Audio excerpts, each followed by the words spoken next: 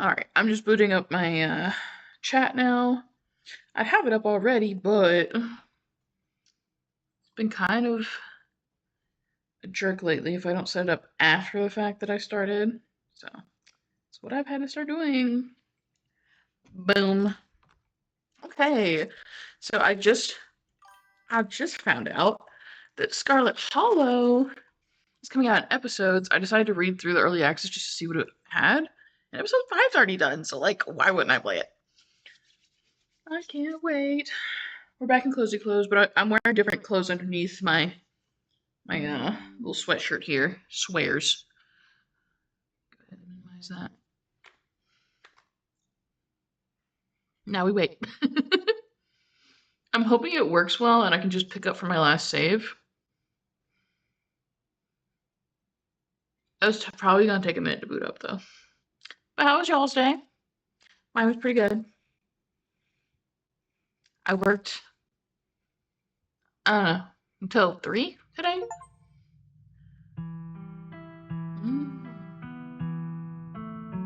Cool, so it is picking it up.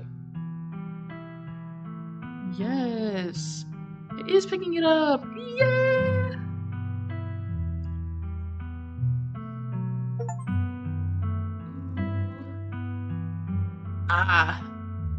An unfortunate accident.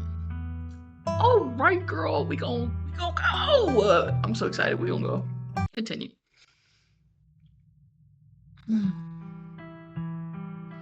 We gonna sit through this pretty intro. I'm gonna take a sippy of my margarita. Today is a margarita with a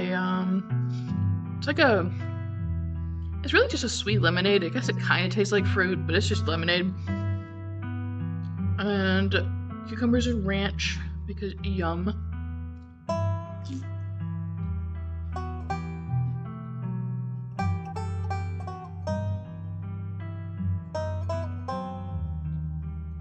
Oh, I love the vibe.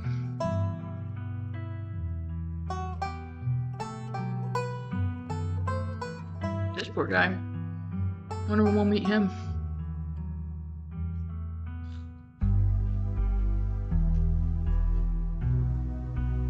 And who, for anyone who's gonna come after me for not helping Duke first, he should have let that chicken go. It didn't have to be like that. That chicken was good as dead. I feel bad for him, but that thing, there's no way it was surviving whatever the hell that was. And poor Gretchen needed help. And Stella wasn't doing anything. So he was more than capable of helping himself, and he didn't, so in the end, that's on him. In the end, Gretchen's all that matters. To hell with that chicken. I also may have completely forgot someone was going to die. But I had a gun. Like, just drop the chicken, man.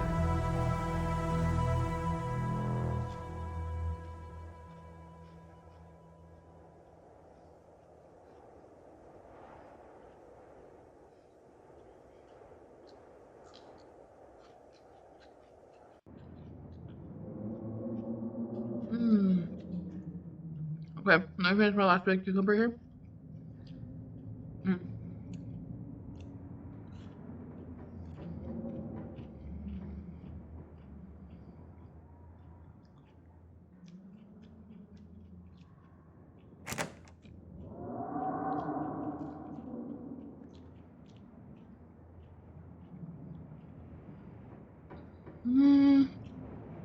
No, we just saw it yesterday. We'd be alright. Wow, that's really loud for me. Jesus. Okay. I open my eyes. I don't got beef with this room. That bathroom, though, atrocious, disgusting. Girl. The sun has risen, the birds are singing, you are still alive, and for now you are safe. Warning. Your gaze wanders across the room to the window and the woods beyond. You wonder if the monsters are lurking there right now just beyond the trees, ready to pounce. Excuse me. As soon as you leave the crumbling estate. A familiar unease settles into your gut, tangling into a knot of anxiety, wriggling as the events of last night play out in your head. You can't help but remember Duke, slumped against a tree, pieces of him scattered across the clearing. You're not sure if you'll ever feel okay again after what you've seen, but you can't stay in bed forever. Hunger pulls you from the clammy depths of the mattress. So refresh yourself on the events of previous days by using the journal icon in the quick menu.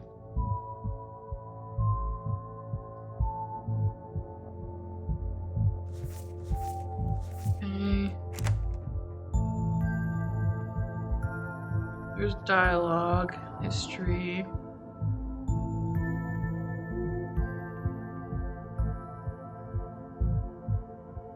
Oh, wait. There it is. Refused the boiled peanuts from a strange man on the bus. Found a possum living in my dresser. Went cryptid hunting with Stella. Witnessed Duke die in the woods, then called the police. Met Stella's friend Kanika and her mother, Sybil, and learned about ditchlings. Joined my cousin's estate before going to bed. Okay. Check on the possum. You open the drawer to check on the little possum you met yesterday. Oh good, he's still here. That's nice. Hold on. Just want to see what he was sending me.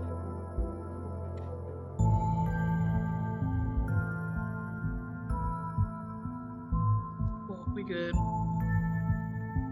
Back in. I hate when that happens, because it always makes me have to reset the damn thing. There we go. I will one day have my monitor fixed so I don't have to do this anymore. I don't think I can pet him just yet. Even though I want to. I'll leave the little man's in peace. He doesn't know me very well. Look out the window. Creep towards the window, careful. Oh, I see that.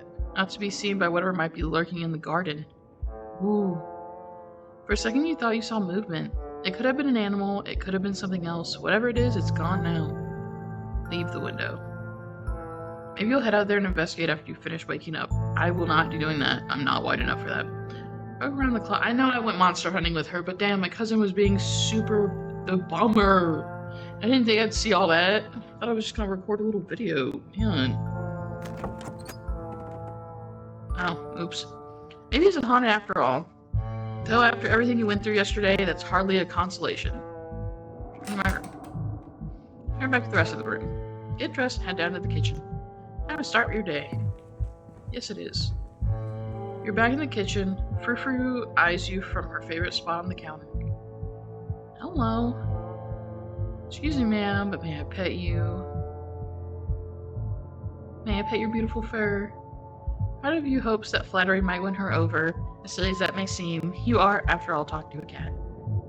Frou-Frou merely flicks her tail faster. It doesn't look promising. Hey. Oh. Whoa. Did you know the police called me this morning? I've only been here for one day and you've already had a run-in with the cops? The cops don't matter. Something is coming for the town.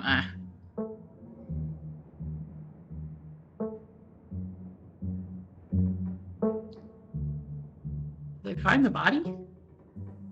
Body?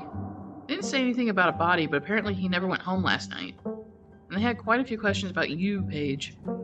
Before you ask, don't worry, I told them that you're an upstanding citizen. Okay?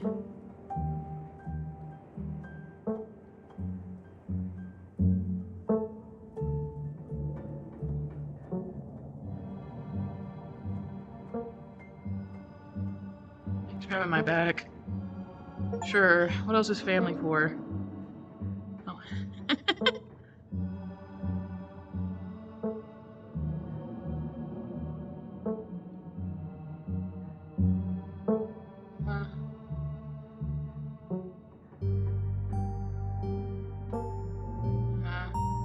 Most reason to leave. I don't like any of those options. Sorry. Good. I've got to get to work. But listen, if you guys have trouble today, I want you home by sunset. I don't want to hear complaints. Just do what I ask and we won't have any more problems. I don't know why I'm the immediate suspect in this. Someone else was also there. Tabitha takes a few steps towards the door. Sunset. cousin huffily exits the kitchen. Her footsteps fade down the hall, ending in characteristic creak, then slam of the front door as it opens and closes behind her. Once again, you are the only human in the estate. Time to start your day.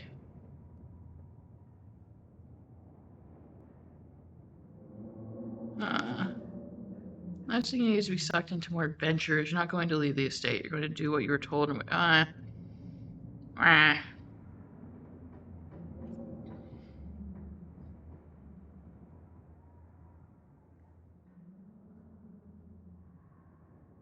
feel like cleaning the guest bathroom would be a good gesture. I just don't think I would do that. It's so gross. And I don't know, use the bathroom in other places. I go to town just to go to the bathroom if I needed to and use the woods and stuff. It's not very... But yeah, at least have gloves to pick up everything with. Like, how am I going to clean that nasty bathroom? You know what? If she wants me, she'll come get me. But what if he doesn't? And I love that. I love it. I'm going to town. Tabitha isn't here to stop you now. You head outside, back to the mountain path that leads to town. The walk back to town is much less pleasant today than it was yesterday. You didn't yet know the woods were full of monsters and strange men who know your name. You stare anxiously into the darkness between the trees, searching for any signs of movement. The woods are still, at least for now, and you're on the path. The autumn-tinged mountains sprawling for miles in every direction now feel less like beautiful scenery and more like the walls of a cage. Almost back to town. You make it to town in one piece. No creature jumped out at you, no scary man blocked your path. The sight of other people is comforting, helping you forget the things you witnessed, as if they happened to someone else. Oh, hey, Paige. Hi. We were just talking about you. I stopped by Sybil's to pick up her new tea blend, and, well, you're the biggest thing to come to town since the coal mine. Folks have been absolutely buzzing about you. You went out with Stella last night, right? Something happened out there? She barely even waved when she walked by.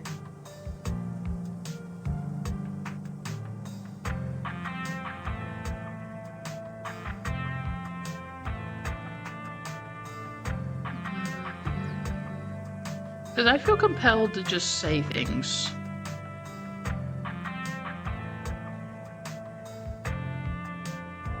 I'll tell him the truth.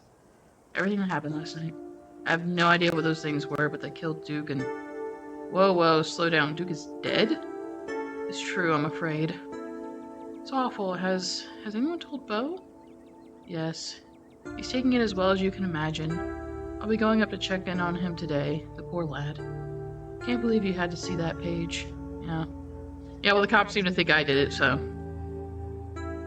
Tell you what, I'm on break for the next half hour. How about you swing by the diner? Winnie can fix you some of Sybil's new blend and try to calm your nerves. It's chaga and lemon balm. It's always helped me on the bad days. And if you need to talk about what happened, I'm all ears. Anyway, it's up to you. See you around, Paige. See you, Sybil. Take care now, Avery. Sweet. Yeah, I saw no reason to hide that from him. More people that know, the better. They're trying to hide things and blame me for it, too. To hell with that. I better get back to it myself. I'm glad I was able to catch you this morning, if only to see how you were holding up. Please don't hesitate to stop by if I can be of any help.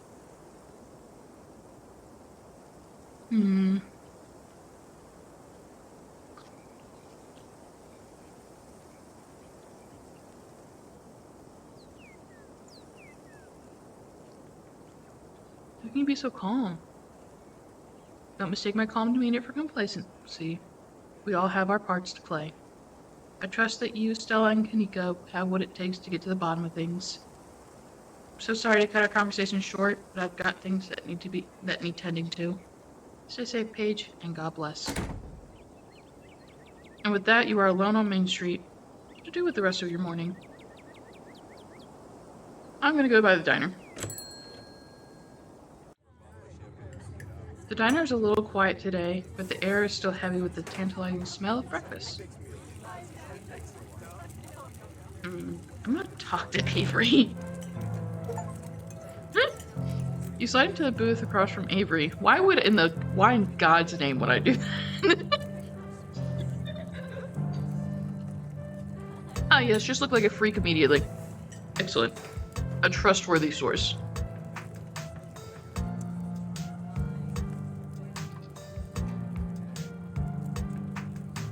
Hey there, stranger. Or you can exchange words when he slides up, a fresh mug of tea in hand. Oh my god, thank you. Heard you might need this. The answer to 29 down is oink, by the way. What? The clue is pen sound. How is that supposed to be how is that a sound a pen makes? Wait, pen like pig pen? Are you kidding me? How was I supposed to guess that? I don't know why you even bother with those things. They're just gonna frustrate you. It's just something to do to fill the time, but maybe I should switch to Sudoku. Both are options. Winnie leaves Avery contemplating daily newspaper puzzles, returning to her seat behind the counter. So, thanks for telling me about last night. If you want to really get into the grisly details, you can tell me. I won't judge.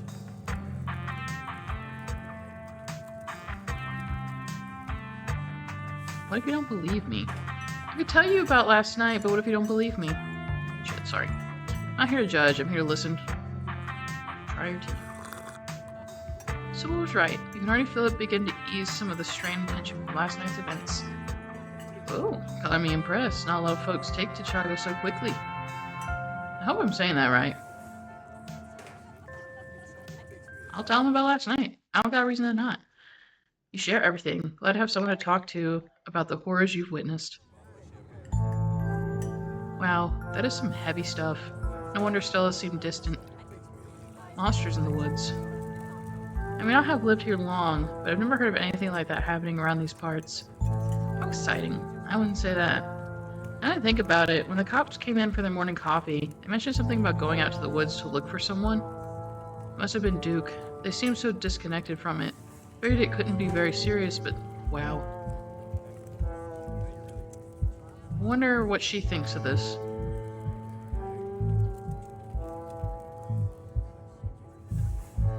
They seem weirdly suspicious of me. I don't get it. They saw Stella's footage. They saw what happened out there. But it feels like so far all they've done is hound me. Hey, I don't know if it'd help your anxiety, and even if they think you did something, I'm pretty sure they wouldn't bother going after you. Those cops come in here every day, and I feel like I know them pretty well by now. And let me tell you, they have no follow-through. I can't tell you the number of complaints they've just, dropped after a day or two. And I'll vouch for you if they try anything. Relieving.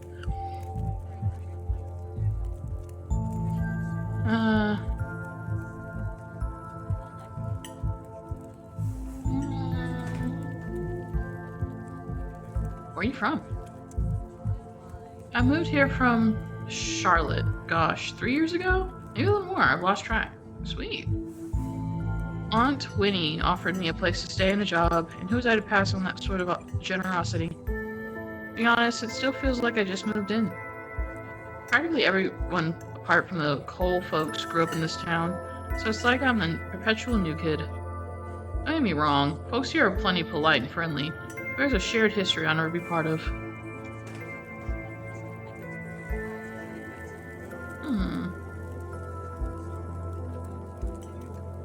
Why'd you leave Charlotte? You don't mind me asking. Nah, it's cool.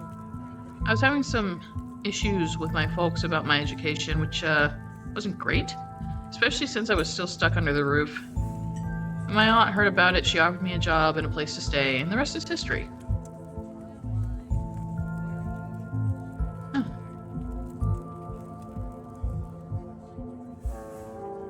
You regret moving here? I don't think I have the choice to have second thoughts. I'm not going anywhere without Aunt Winnie, and there's no way she's leaving this place. I get it, I felt out of place the whole time I've been here. I haven't felt like an outsider at all.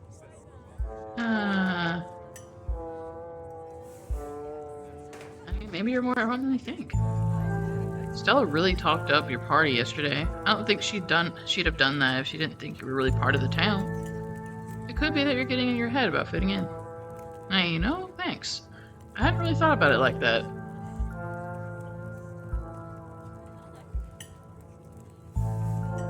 I mean, nothing. Oh man, looks like my shift is starting. Hope you're doing a bit better.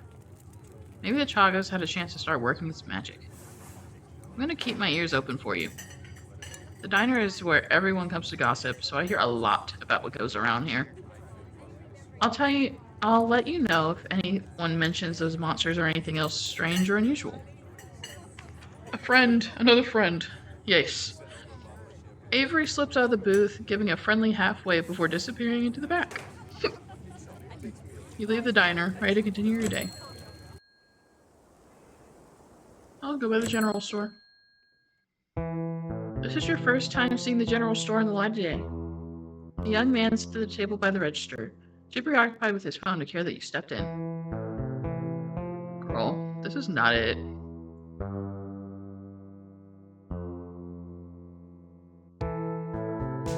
Where's Kanika? Not here.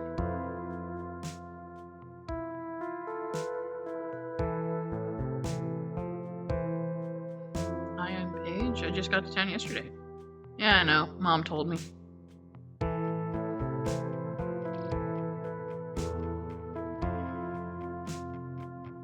This feels pointless. See ya.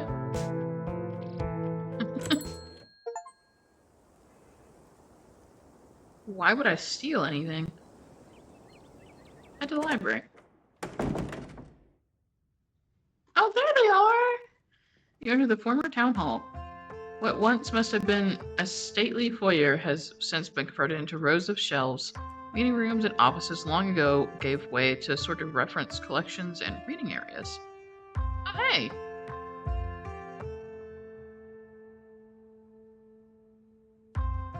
Go settle in. Hey, girls. Fancy seeing you here. We're trying to research the creatures we ran into last night if you want to join. Sybil said she was waiting for you to get into town, so I assume you're all caught up on the ditchling stuff. Morning, Paige. You look tired. Yeah.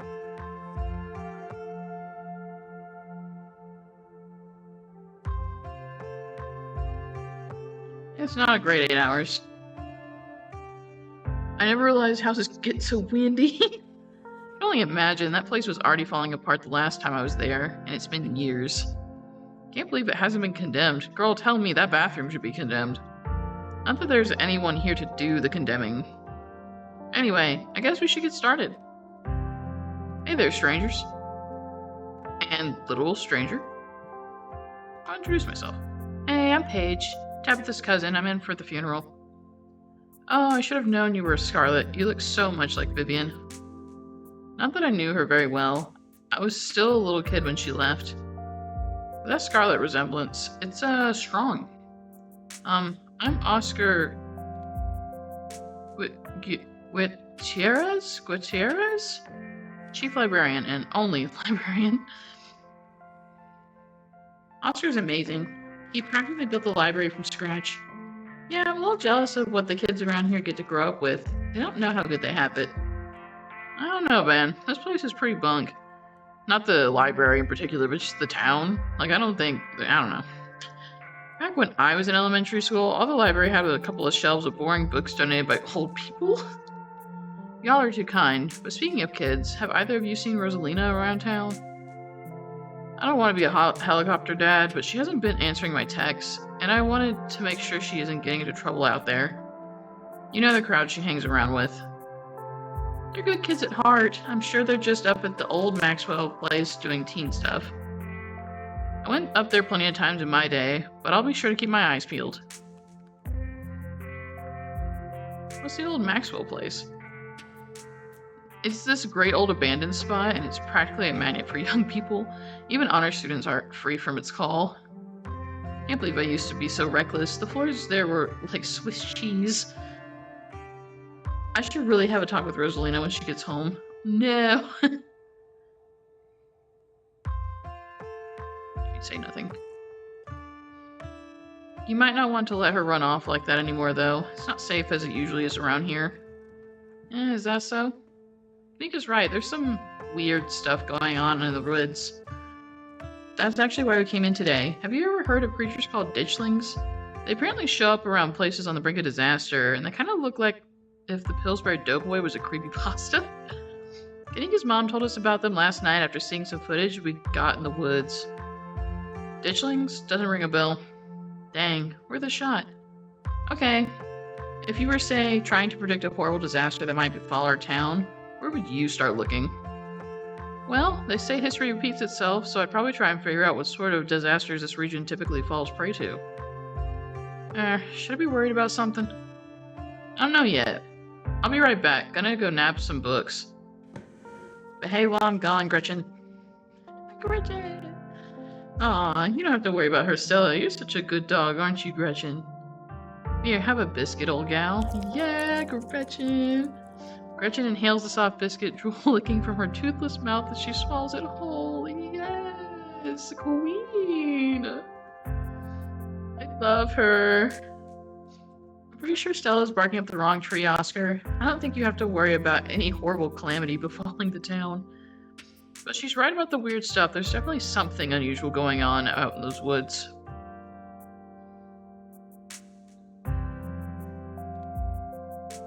I'm not saying that.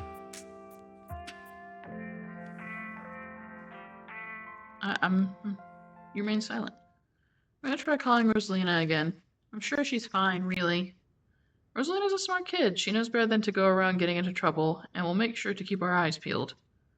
Paige, if you see a 13-year-old girl with a black braid and glasses, will you let her know her dad is worried about her? Sure. Oscar anxiously wanders off, phone in hand. Got him. Just grabbed a whole mess of local history books. Stella sets a massive pile of books on the table and pulls up a chair. All right. This is going to be so much faster with the two of you here to help out. Got our snacks, got our books. Let's get this research party started. Reading awaits. Well, this seems incredibly on the nose. Forced into retirement at age 50 due to a war injury from his time in the Indian Wars, exacerbated by his short stint serving as a captain in the Confederacy, Silas Scarlet also lost his elder two sons to the bloodiest of wars, leaving his third eldest son, Andrew Jackson Scarlet, to take charge of the mine.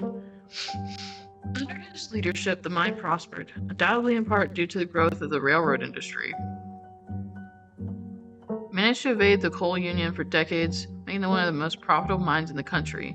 Andrew Scarlet built the surrounding town into what it is today, with expensive stone buildings, a bustling main street, and overseeing it all, the elegant Scarlet Estate that was, until 1895, the largest and finest feat in architecture in the region. Culminating in the tragic collapse of 1918, it was found that Charles Shaw, the co-manager of the mine, had loosened security measures to increase production during World War I, resulting in a fatal collapse and the death of over 160 men and boys, some as young as 10. Jesus. The casualties include Andrew Jackson Scarlet's son, Theodore, his brother Enoch Scarlet, who had taken over for their aging father during the bustle of the war, managed to pull the mine from the brink of ruin that were saving the town. Huh. So this is how your family made its fortune. Appalachian folk monsters. A few entries catch your eye.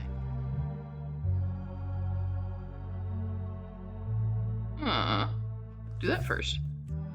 Often linked to Cherokee legends, some cite the Wampus Cat as originating with the story of a woman who sought vengeance against a monstrous cat demon for driving her husband mad.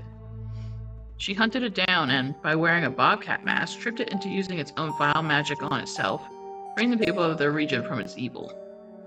Others say the creature comes from the story of a woman who wore the pelt of a wild cat to witness forbidden hunting rites. The hunters of her village gathered to perform the rites, and she watched in secret from underneath the cat's pelt, but was soon discovered. For her indiscretion, she was fused with the pelt and transformed into a creature that was neither human nor cat, forced to wander the wilderness alone, feared by all. Her calls are those of great sadness and serve as a warning to anyone who dares go against tradition.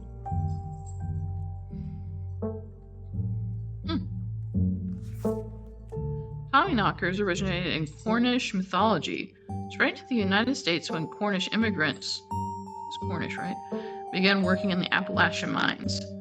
They were named for the knocking that can be heard from seemingly within the walls before a cave-in. According to some, the knocking serves as a benevolent warning. Others believe that the creature takes stolen hammers to the supports of mines and collapses them on whoever is unfortunate enough to still be inside. They are traditionally thought to be impish, leprechaun-like beings, but some claim they are the spirits of dead miners, ever cursed to haunt their final resting place. Oh, a small creature with a long tail and wide yellow eyes. There was a hunter who lived in a tiny cabin in the middle of the woods, all alone with his hunting dog. One night, after a particularly bad week of hunting, both their stomachs empty, the hunter spied something out of the corner of his eye. Some small creature had gotten into the cabin through a hole, and before he could even figure out what it was, he'd drawn his gun and fired at the thing, his hunger guiding his actions. But it was quick, and ran back through its hidey hole and out of sight, leaving only its long black tail, shot off by the hunter's rifle. I remember this story. Guess this'll have to do, he said to his dog, and threw the tail in a pot to cook a soup. It's Taily Poo. He and his dog ate well that night, the tail filling them both up. The hunter crawled into bed satisfied, and his dog crawled up at his feet. He woke up to the sound of long nails scratching across wood. His dog was nowhere in sight, only a rumpled spot on the covers where he'd been.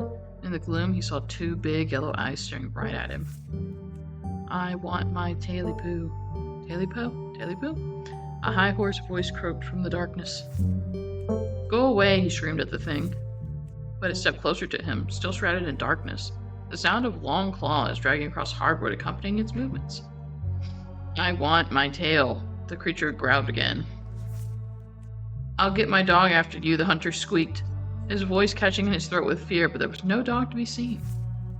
I want my tail. Before the hunter could so much as scream, the creature leapt from the darkness, long claws stretched out towards the hunter. No one is sure what the creature did to him that night, but the next morning, all that remained of the hunter, his dog, and his cabin was a chimney, standing alone in the woods. You're done here. Close the book and put it back. Alright, last one.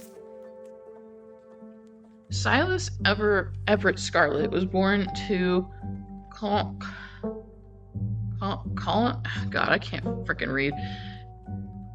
Whatever the hell, Everett J. Scarlet in 1818, one of 12 siblings. Is that how you spell?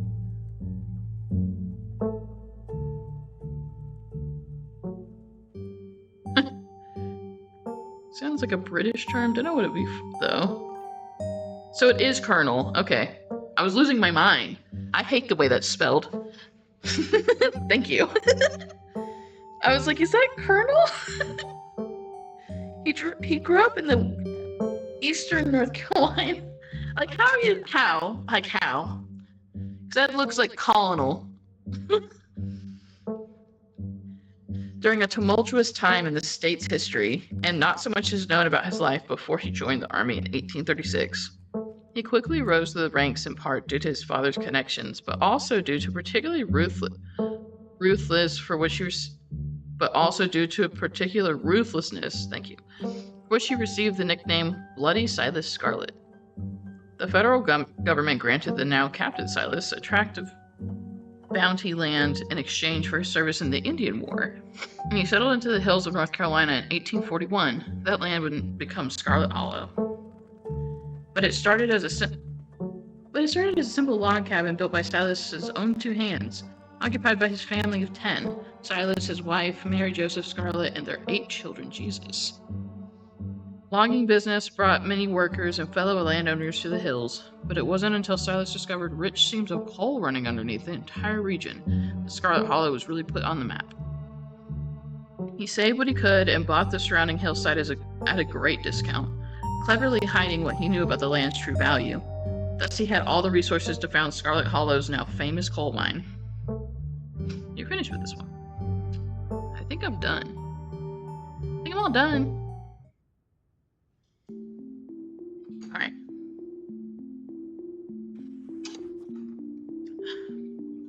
Alright. If we're going with what Kanika's mom told us last night, I think we can rule out any natural disasters as what brought the ditchlings here. But not unclear incidents. Looks like our state has a history with those. What about y'all? Find anything? Hello. Before you can respond, a handsome black cat leaps onto the table. Almost on instinct, Stella slams her book shut. Aw, hey Pixel. I'm gonna close your book. He loves to rip up any paper he can find. Don't worry, little guy. I didn't forget your treats. Pixel immediately goes to town on Stella's treats. Oh yeah, let me see him. Yes! Oh my god, the animals!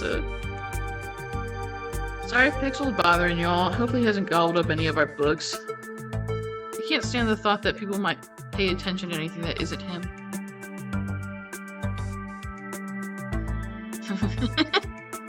Why do you let a paper shredder freely wander a library? Have you seen the little guy's face? How could I say no to that? Leave him be. The cat crawls up on the table, fast asleep. Alright. Better get back to shelving. Let me know if y'all need anything.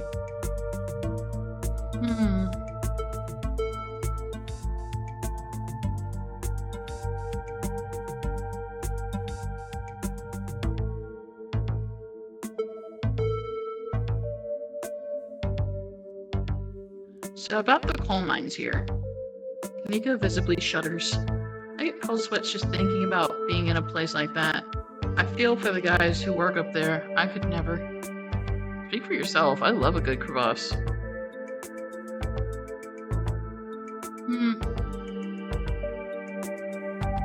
A union-busting mine collapse from poor working conditions colored me shocked.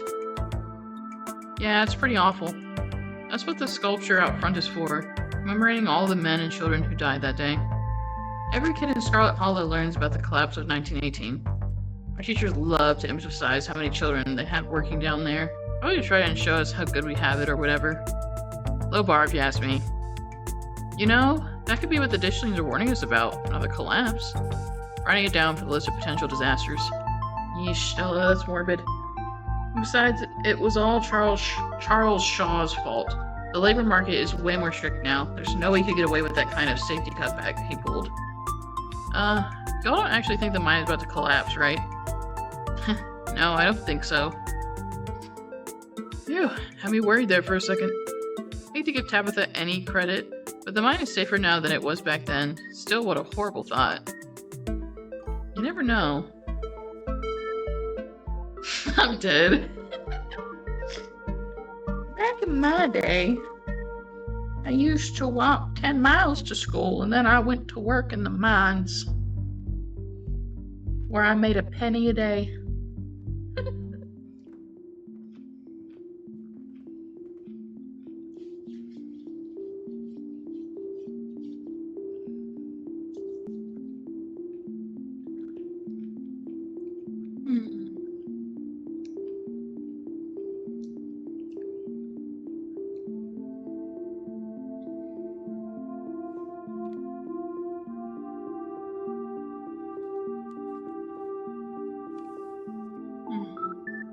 What happened after the mine collapse? The book just kind of glossed over that. There was a union for a little bit, but it didn't last. There's not a whole lot written about the past century here.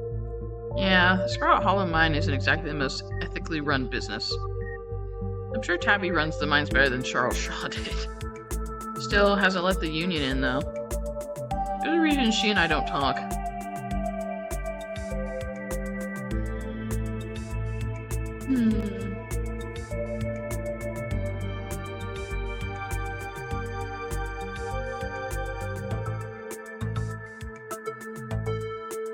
I'm not sure about the collapse angle either, but it is important, clearly, so I'm gonna say that. Yeah, that's fair. They're bound to be relevant in some way. Hard to argue against that, but that doesn't really give us much to go on. No, I just want to keep it in our minds that it might. And just because something seems obvious, it doesn't necessarily mean it's right or relevant. What about nuclear incidents? You were talking about the Goldsboro thing, right? Yeah. Apparently in the 60s, a B-52 carrying a live warhead broke up midair and dropped a couple of bombs. Fascinating bit of history there. The first of the 2 bombs landed upright after its parachute got caught in a tree. Thankfully, it didn't go off. At the time, the government claimed that the bomb was unarmed, but it later came out that the only thing preventing a detonation was a single electrical switch which failed to trigger on the descent. 60 years later, the second bomb still hasn't been recovered. Ooh. Right. It's conventional explosive disintegrated in midair, but most of the nuclear material was made unrecoverable by flooding. If I remember it correctly, they just buried it and sealed it up. That's a bad thing to do. The bomb somewhere else. I think disarming is in our skill set. Absolutely not. Also, Goldsboro is almost 400 miles from here. I think we're good. I'm just saying, you never know with radiation. We actually know quite a bit. It just melts you. It doesn't make monsters. And a 60-year-old bomb isn't going to explode on its own hundreds of miles away and kill us here. Never know. There could always be a whole underground society of bomb-worshipping mutants just waiting to blow it up. I've missed this. Talk about the folk monsters. Do you think the ditchlings are Tommyknockers? What's with the whole warning thing? Good thought.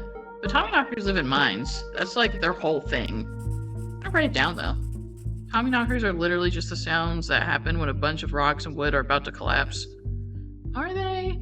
Or are they the sound of mysterious creatures pounding on the rocks and support beams with hammers to cause a collapse? There's simply no way to know. Yeah, I had heard about the Taily-Poo story. I totally forgot about it. Oh, that one. There's this old chimney in the woods that I used to think was the chimney from Taily-Poo. The one that was left after the thing did whatever it did. Now, I know that's just because chimneys don't burn down and wooden houses do. That doesn't mean it's not the chimney from Taily-Poo. I've camped out there a couple times and seen some pretty spooky stuff. Yeah, I watched that video. You saw raccoons. You're gonna get rabies one of these days chasing after wildlife like that. What can I say? I like to live on the edge. Wampus cats kind of sound like they could be mountain lions. Voice like a woman crying out, somewhere between person size and cat size. Definitely. They are 100% mountain lions. Anika, you know there are no mountain lions up here. I thought you were supposed to be a skeptic. But the myths are old, right? Mountain lions didn't go extinct in the Appalachians that long ago. Those legends just haven't died off yet. Almost every cryptid can be tracked down to either a hoax or someone getting confused about a perfectly normal animal. Sometimes both. Bigfoot, for instance, started as a prank. Then folks saw bears walking around on their hind legs and got freaked out. And now here we are. I eat those words when I get the first clear footage of a Bigfoot. That is true. I super love folklore and stuff, but most of it, when boiled down, is either people mistaking something, a story being passed around like a game of telephone, or it's just kind of a warning trying to make sure kids don't wander off into the woods and die type thing. Very effective, but not real. It's comforting, I think. Doesn't mean I'm going off into the woods at night, though. The stories are there to tell you not to do that, and I'm not going to attempt it. I'm not going to say for a fact that they can't exist, because you never know. I will say that it's comforting to think that it's probably boiled down to just stories.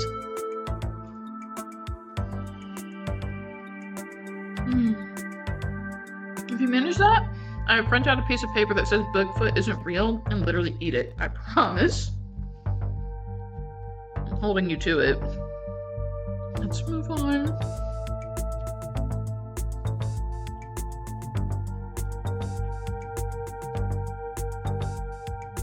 Silas Scarlet.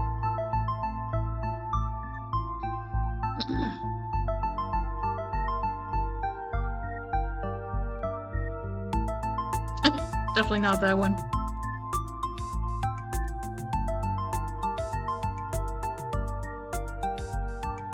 I should have known it wouldn't be pretty.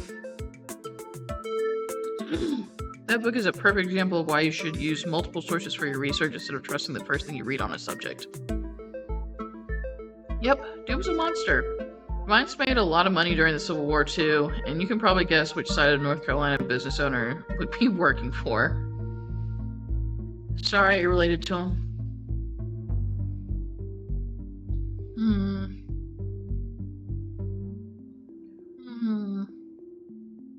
He seems like a terrible person, but I don't see what that would have to do. Nah. I don't think he was really relevant. Nah.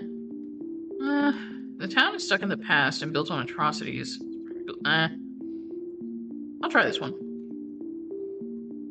It seems tenuous. Assuming Kanika's mom is right, they're here as an omen, not because they're going to do something themselves.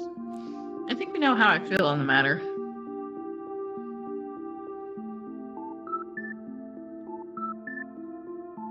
I don't remember who Wayne is. I think Wayne factors in any of this? That creep who keeps coming around my mom's tea room? Oh, that guy. Yeah. No, he definitely has something to do with it.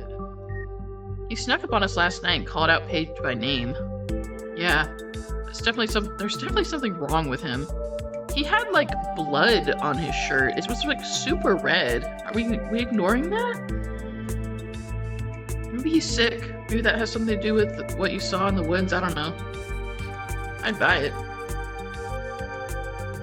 Do you think there's a cult here?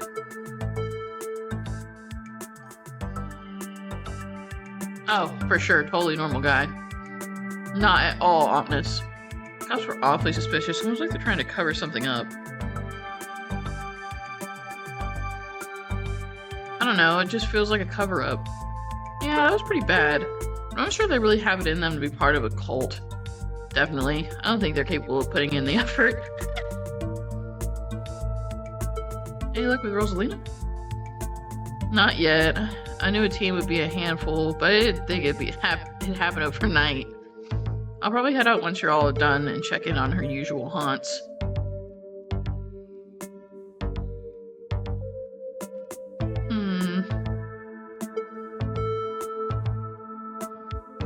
God forbid a man go on a... Girl, there ain't no way. Although that would be really funny if it was.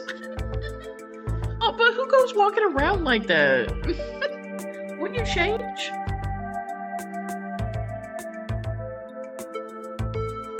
It would be sticky and gross. It would stick to your shirt and everything. Ugh. What madman brings Kool-Aid with him on a walk? Spills it all down his shirt. Decides, you know what? I'm gonna go up behind this girl trying to get somewhere. Say, welcome home, Paige, even if she doesn't know me. And then I'm a bounce. I'm a bounce.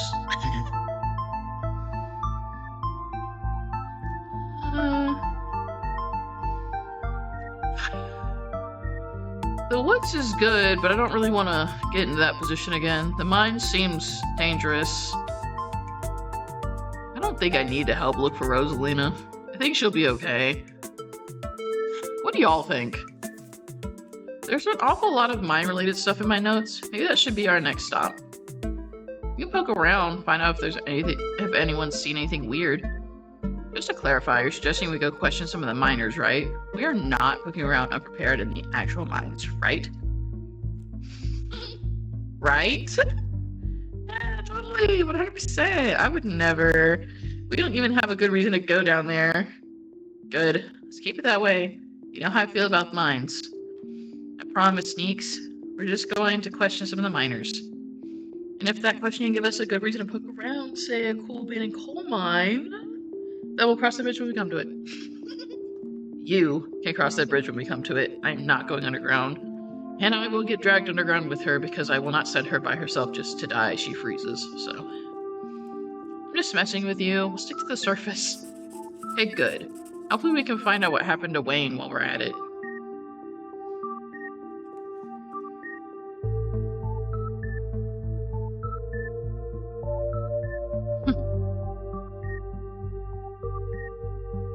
Let's try to stay under the radar. I'm hardly in hot enough water with Tabitha as is. Sounds like a good idea. Be super sneaky, I promise. Can't even keep lookout. Look at us, going out on a caper together. I miss this. Miss it too. Though there is something missing. Reese. I really miss that dude. I can't believe how long it's been. Have you seen him lately? No, I've tried to plan stuff, but he's been too sick. I didn't realize it was getting so bad, that poor guy. You know, we could just pop over and surprise him. He seemed excited to meet Paige. Maybe we'll finally get him to leave his little cave. Hell yeah, let's do it. See you, Oscar. We'll let you know if we run into Rosalina. Thanks, guys. I'll keep you all posted. Hell yeah, we go. Reese's home stands at the edge of the forest wall, an isolated buffer cushioning the rest of the town from an unending wilderness. Reese, it's Stella. I brought some buddies too.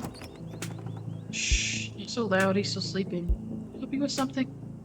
The woman in the doorway stares directly into your eyes. You can practically feel her simmering irritation washing over you.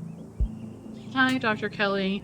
I wonder if it would be okay if Reese could come hang out. Nothing strenuous, we promise. I'm not going to wake him up. If he's sleeping, he probably needs it. Whatever you two have planned, is probably beyond what he can manage right now. Anyways. Oh no, poor Reese. It's been so long since either of us have gotten the chance to hang out with him. I'm sure he and Paige would get along super well too.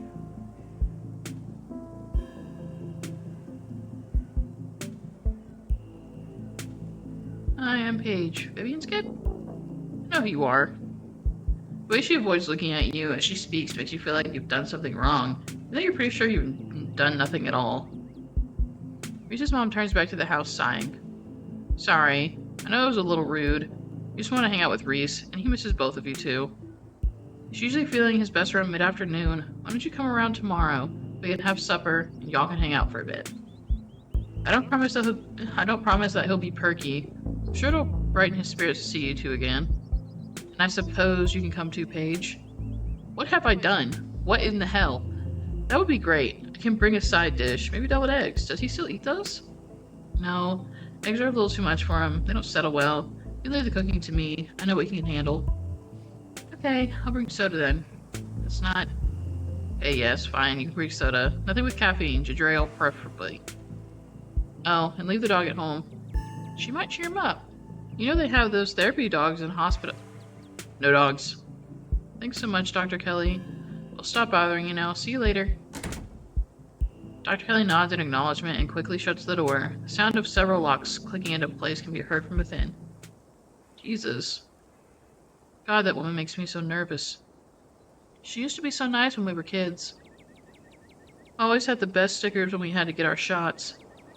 Maybe she's just stressed about Reese. Or maybe she's just nice to kids. Either way, I guess it's just the three of us. You gonna drive? Yeah, sorry. I don't like the thought of going up there without the van. Cool. I'll take my shortcut then. It shouldn't take long for me to get there. You're welcome to tag along, Paige. Don't worry. Won't be offended if you'd rather ride with Kanika. I'm sure you're probably sick of the woods. Anyway, works for me.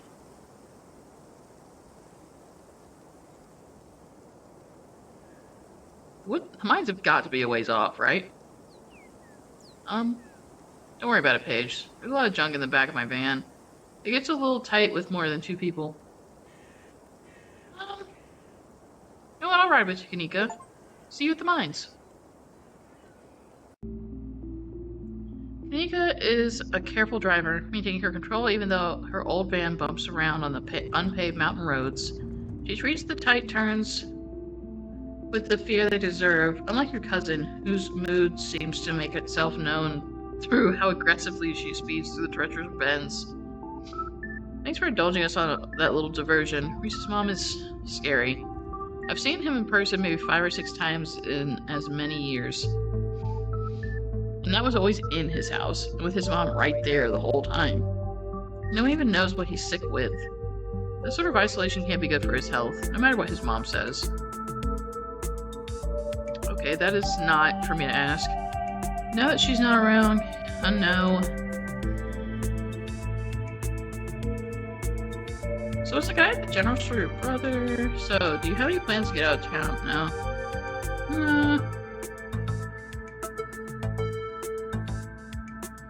Having other theories? Aside from what we're talking about at the library? I don't know. I don't think there's enough information yet to support any strong conclusions. Though I've been wondering if what you two saw was maybe some sort of mutated animal. Like a strain of hairless monkeys or raccoons or something. Do you know about Morgan Island? It's off the coast of South Carolina. There's a whole population of rhesus monkeys affected with herpes. Like 4,000 of them. Maybe the dishlings are some kind of alopecia research monkeys. Which sounds ridiculous now that I've said it out loud. Could I have said anything? Those things were not monkeys. I saw them with my own eyes and they were way too messed up to be anything like monkeys. I mean, that doesn't rule out lab monkeys, right? Could be whatever made them hairless, also called weird swellings or altered their proportions. Like I said, we don't have anywhere near enough information. So what's actually going on with Reese? Good question. I wish I knew. His mom's been saying he's sick for years, and it's not like she's wrong about it. He's been wrecked a few times I've seen him. I just find it a little weird that his mom hasn't brought in any outside doctors. At least not any I'm aware of. I mean, she's a doctor, but if your kid's been housebound for this many years, you'd think it was something you'd put a lot more effort into fixing. I don't know. Probably just projecting or something. That's rough. Yeah.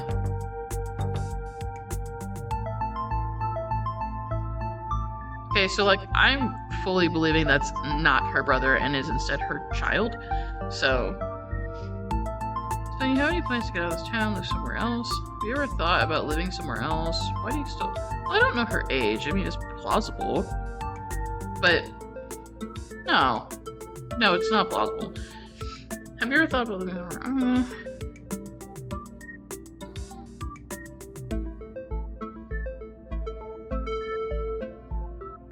Sure, let's go with it. Miles, yeah. He didn't do anything weird, did he? He was fine, I was just curious. Huh, that's good to hear. Sorry to jump to conclusions. I know you don't have any siblings, but I just wish you would grow up, you know? Feels like I can't trust him to do anything without leaving a mess for me to clean up. I'll say. So they are siblings. That's crazy. He looks so much younger than her. That's one hell of a jump. Don't get me wrong, he's family and I love the guy, but he sure doesn't make it easy. Maybe it's just because he was sitting that far back, he just looked like a child. I mean, I know he was there, but probably in his teens, maybe? I don't know. He looked so small from all the way back there.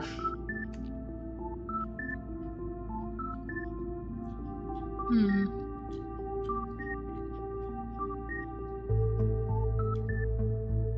you have any plans to get out of this town? Go somewhere else? Yeah.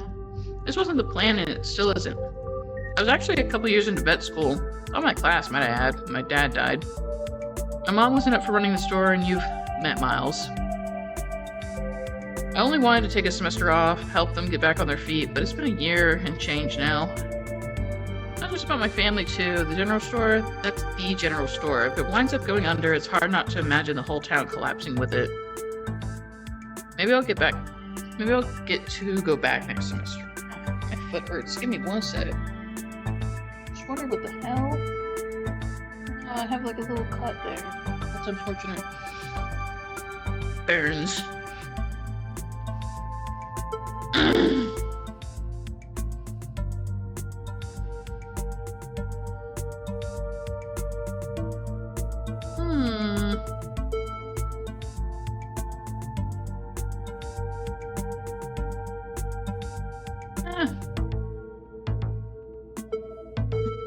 I don't ever think that's fun to say. You'd be a great vet. I've seen how you are with Gretchen. Aw, shucks. I was really into biology during undergrad, and showing up around Stella and her mom gave me a special kind of love for animals. We're good. You can go sit in comfortable silence for the last few minutes of the ride. Word. Well, this place seems not great.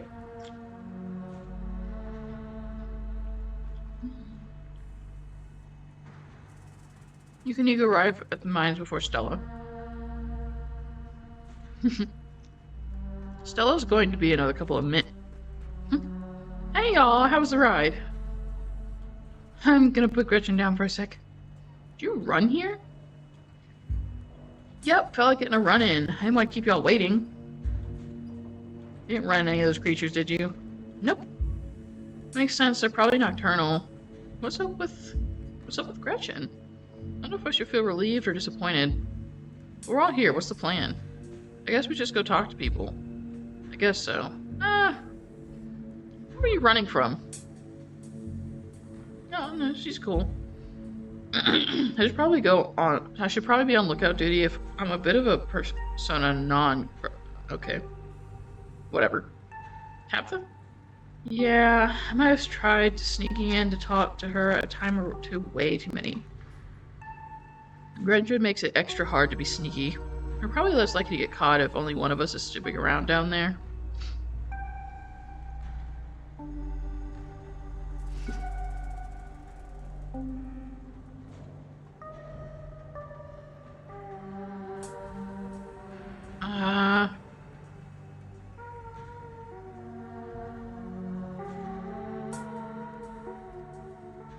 What's the third person doing?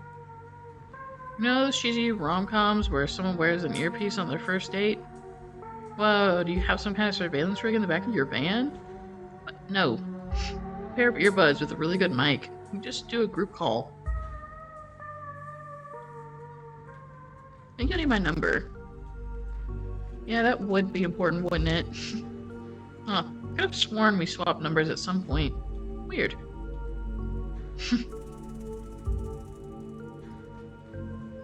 We really should have done this sooner. Well, at least swap contact info with Stella and Kanika.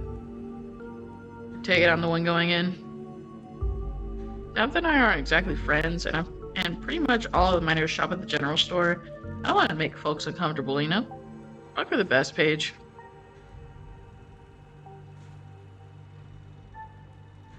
I'm gonna go find my cousin.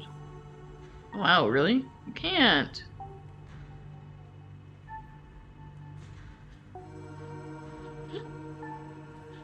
Why not? Dweeby didn't answer that question. She's rude and defensive, and she hates it when other people get in her business. I don't think I'd use those exact words, but Kanika isn't wrong. Tipping Tabby off is probably a one-way ticket to getting kicked out before we figure out what's going on. Alright, I'll stick to the plan. That's a relief. He can hand you a pair of earbuds. He can feed you questions if you get stuck. Stella can give you a heads up if Tabitha's headed your way. Dang, I've missed doing this sort of thing with you. You're so thorough. Thanks, I do my best. I guess we should part ways and start the call, yeah? Stella and Kanika break off, leaving you alone at the entrance to the mine. Your phone buzzes. Hey! Can you hear us? Try saying something.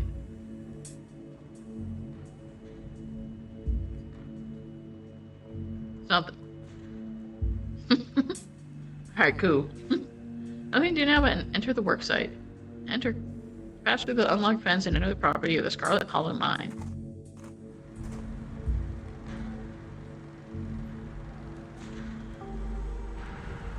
I'm in. Alright, Morpheus. Good to know. I guess I'll just start talking. You approach the nearest group of miners, a blonde woman, a broad-shouldered man, and an old-timer. The uniforms identify them as Harrison, Davis, and Sachs. Got a reason to be bothering us?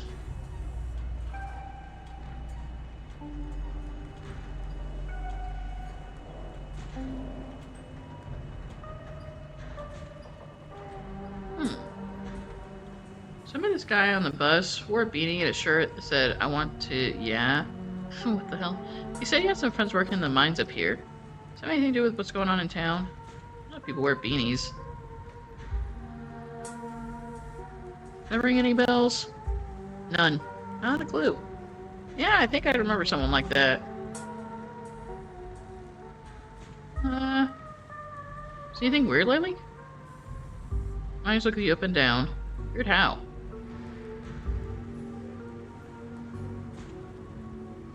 Oh, weird noises coming from the woods. People getting sick? Like more than usual? Nope, nothing like that.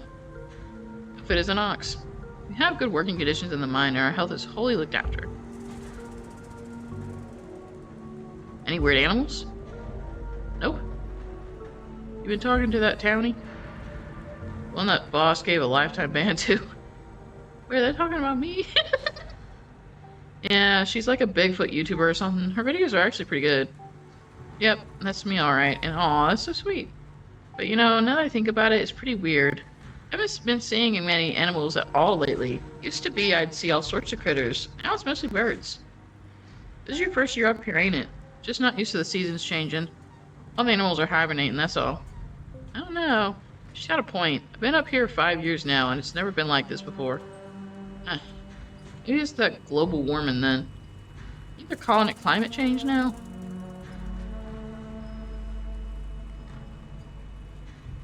Weird noises from the woods? Not a peep. We're underground most of the day, though. You know, I heard something unusual the other night, though it may have been an owl or something. It didn't sound right.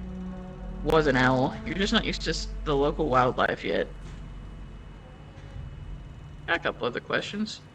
Ask them about Wayne. Do you know anything about a guy named Wayne? Yeah, we knew him. He was such a cut-up. Miss that dude.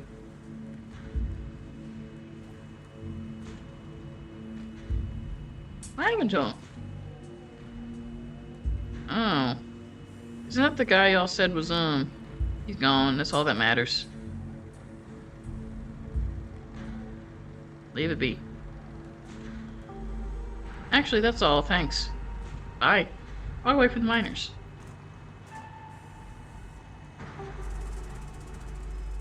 Approach another group.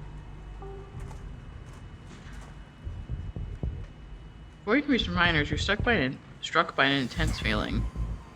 You recognize the hollow terror as the same thing you felt last night when you set eyes on the awful man in the miner's jacket. Oh no.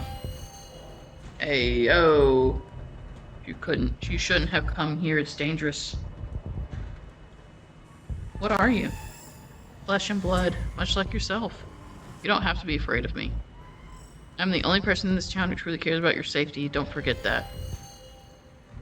And yet this is Kool-Aid. Even if it's already too late to stop what's going to happen.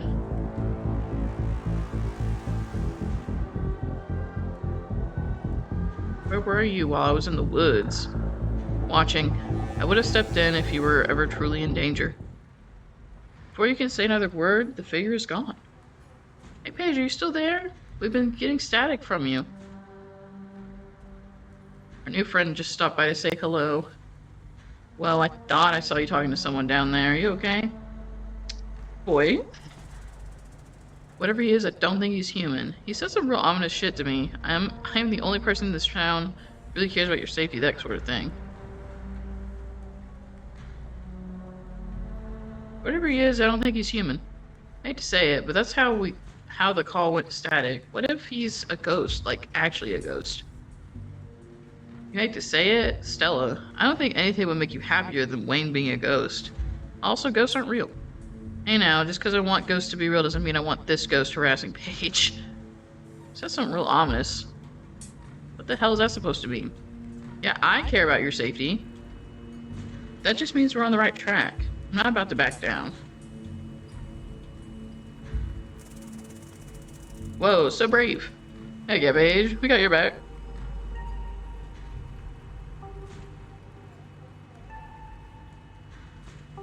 Approach another group of miners.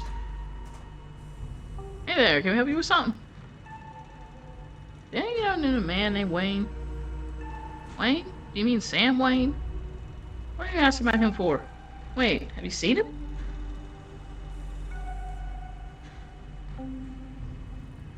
He didn't follow me, he's real creepy, man. Oh, thank God. Everyone thought he was dead. Now, hold on. Creepy doesn't exactly sound like Wayne, does it? How do you know it was him? The name on his jacket just like yours? So do all of our jackets, but if I switch with Isaac's, that don't make me Isaac. Oh no, it's gotta be him. There's no way he's dead. Do you think he's running around town creeping on strangers and ignoring his friends and coworkers? It seems like to me that somebody took care of him, so to speak, and is running around in his clothes. Huh. It's not possible, that's ridiculous. This is messed up. But who would do something like that? I don't know. Why don't you ask his girlfriend? Yikes. Do you think? No way. Just saying, it wasn't exactly the first fella to fall for her, charms. Lots of heartbreak in that woman's history. Lots of jilted ex-lovers, if you catch my drift. Dang. What are they talking about? I told him not to get involved with her. I told him. Who's Wayne seeing? Well now, if you don't know, there's no way I'm poking that wasp nest. Forget we said anything. Yeah, I don't want to be next on the chopping block. Sure, I'll leave it. I'll press you on it. Good.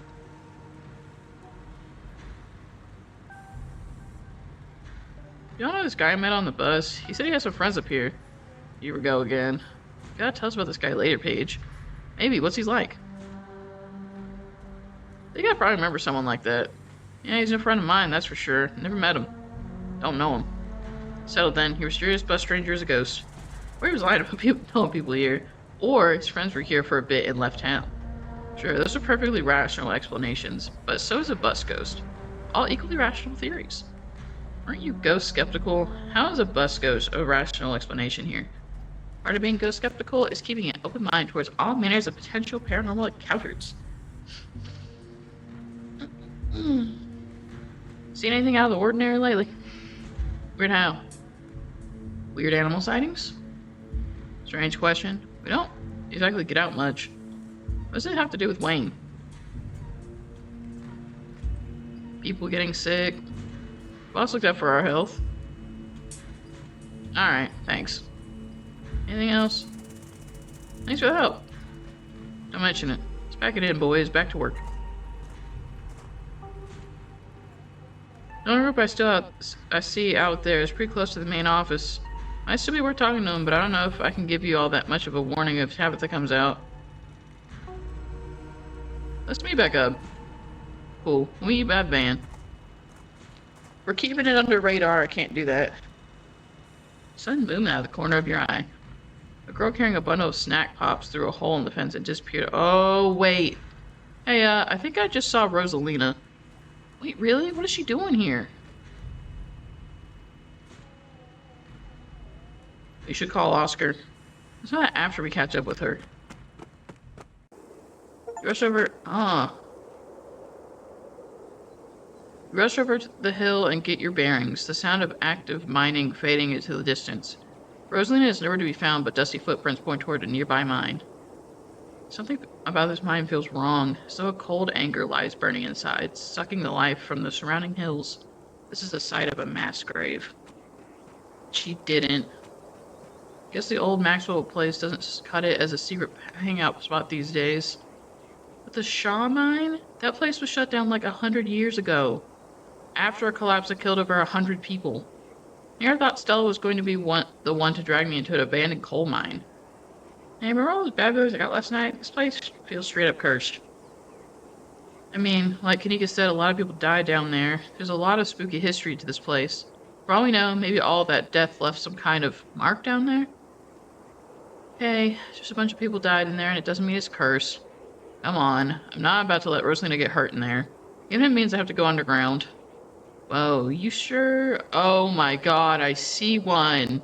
I see you. And I hear the whispers. No, we can't go in there. Yeah, I'm sure. As much as I hate confined spaces, I hate the thought of other people getting trapped down there even more. Guys, no! Guys, no!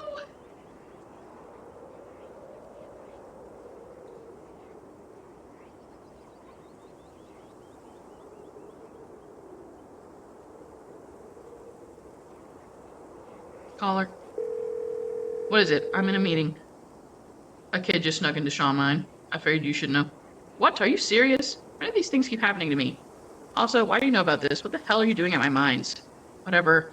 Head over there as soon as I can. Just stay where you are and wait for me, alright? I don't even know why I'm trying to reason with you. It's not like you'll listen.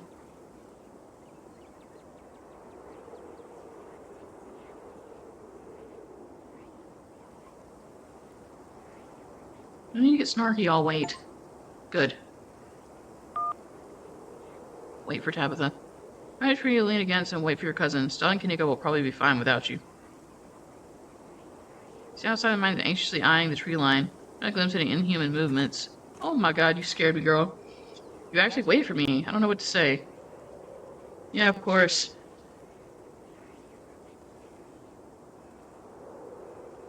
Nice to see you too.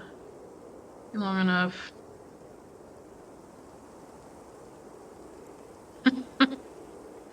think you'd find that very funny. I see you too, Tabitha. Come on, let's get this over with. I don't like the thought of you walking around an abandoned coal mine, but I'd rather not leave you out here unattended. You should be safe enough with me to guide the way. Tabitha huffs her way to the mine entrance and disappears into the darkness. Follow her, enter the mine. The inside of the mine is warmer than you expected. They are thick and wet. The ceiling hangs much lower than you are tall, forcing you and Tabitha to hunch over. Your legs bent in a painful squat as you begin to navigate this maze of corridors. Do you know why the entrance to this place is boarded up?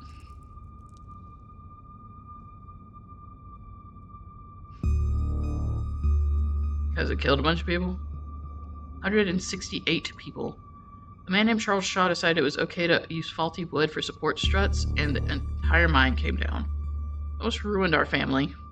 A lucky few died instantaneously, but for most of the souls who perished here was slow and agonizing. Starting to rumble and left to slowly succumb to crush injuries or burns or dehydration. It took weeks to clear out the rubble and recover the bodies. The few survivors who were dragged out were never the same. Can't say I blame them. Spent a lot of time thinking about this place, haven't you? I have. There are still bodies down here that were never recovered. 168 people climbed down to their deaths that day, unaware of the hand that they'd been dealt until they were literally buried by it. None of us know the price we have to pay until our debt is due. Tabitha's ruminations are interrupted by a thunderous knock echoing from deeper in the mine. Hateful and broken presence stirs in the deep. It doesn't want you here. That was a warning. We have to move fast. Something terrible happens here. Okay, this place is haunted by the tragedy of the past, not by literal restless spirits. Don't go all ghost hunter on me.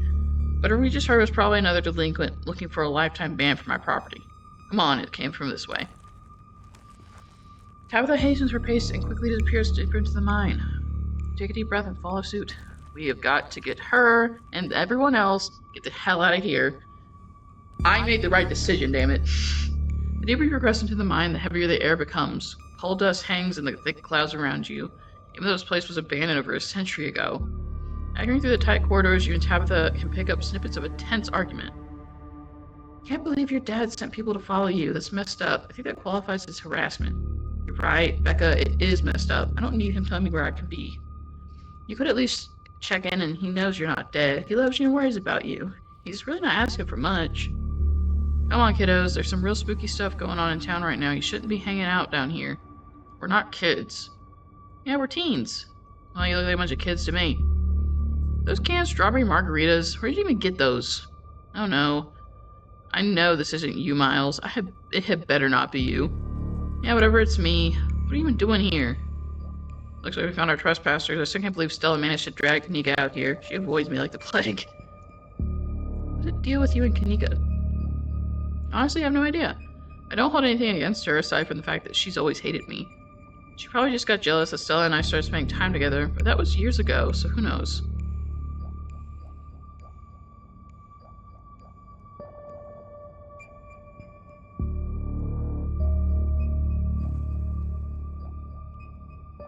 They're close.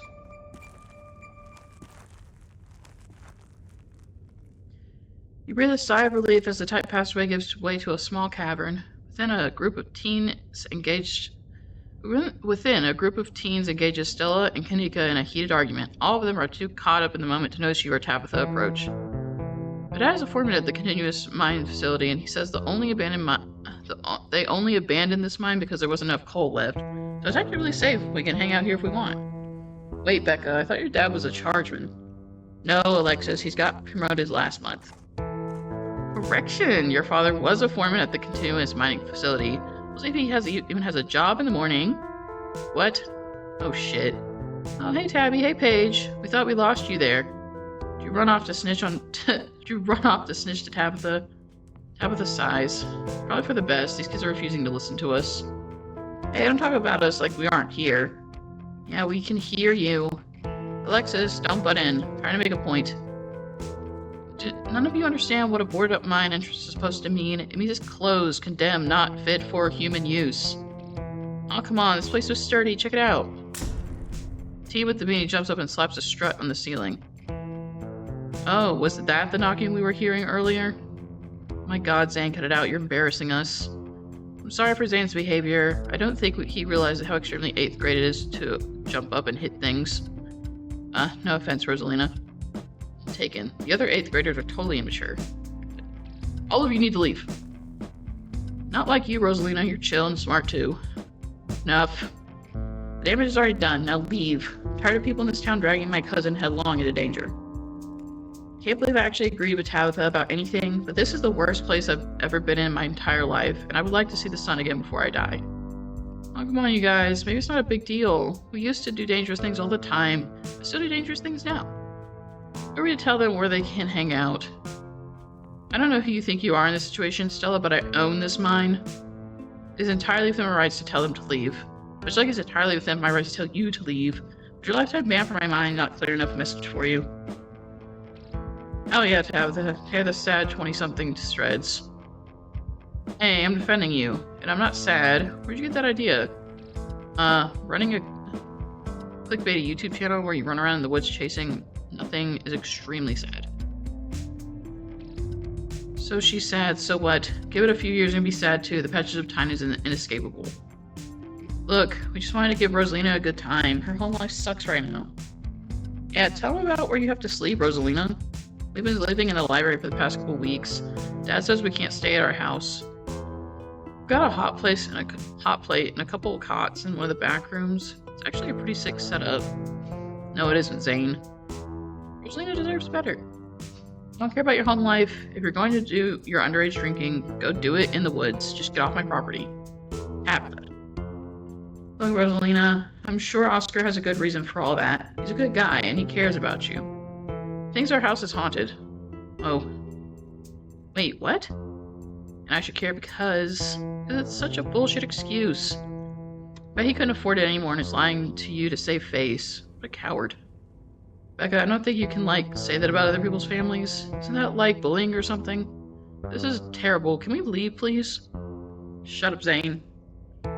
Back up, he says. It's haunted? I can't believe he didn't mention it to me. I could investigate. There's no ghost, Stella. It would be cool if there was, but Becca's right. I just wish he would be honest with me and tell me what's really going on. It's like he doesn't think I can handle it. I'm still a little kid. You are. We're all children. Now you realize how good you have it. Back in the day, each and every one of you would have been pulling 12-hour shifts in this exact mine. If it weren't for your child labor laws, the 5 of you might have some actual character. Exactly. Rosalina's not that mature anyways. She still sleeps with stuffed animals. Doesn't mean she's not mature. I still have pork chop, you know. I rest my case. Wait, what did you say about child labor?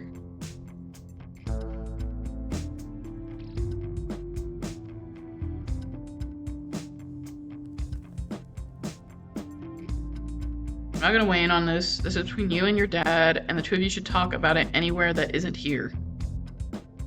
I couldn't agree more. Yeah, if Rosalina's house is haunted, we should break in and, ghost bust it or something. Sounds pretty rad to me. Whatever gets you delinquents out of my mind. My god, Zane. You can't bust if there is no ghost. Also, Rosalina lives there. You can't just break into her house.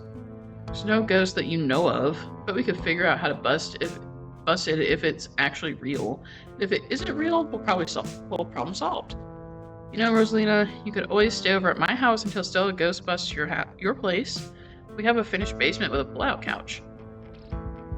Why are we talking about this like it's a thing? It's not a thing. There is no ghost. I don't care. Can't believe I wasted this much time trying to argue with children. Washing my hands of this and calling the cops. We're free to leave before they show up. You hear that, Miles? We're leaving. I suggest the rest of you kids leave the empty mine before someone gets black lung or gets crushed by rocks. Reach any one of the terrible fates people tend to meet in abandoned mines. Nika is interrupted by a pair of thunderous knocks. It wasn't me, I swear. Then where was it? Come on, Stella. Didn't you have a whole list of perfectly natural explanations for scary mine noises? Tommy knockers for sure. I know this isn't why we came down here, but we've got to check it out. Stella. I know, but weird stuff's been happening around here the past few days. But if there's no chance to get actual solid lead, the stakes can be higher. Do you have no sense of self-preservation? I want you out of here, Stella. Oh, come on, Tabby, you can come along too. You guys are going after something spooky, count me in. Nobody's going deeper into the mine. Nobody's staying in the mine, you're all leaving. Please listen to Tabitha before my heart gives out. It'll be fun, Neeks. It will not.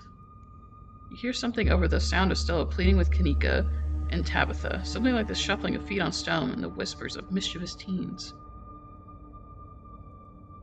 You're going to see Becca and Alexis gone, and Rosalina anxiously hovering over a small tunnel in the cavern wall. She freezes as you notice her.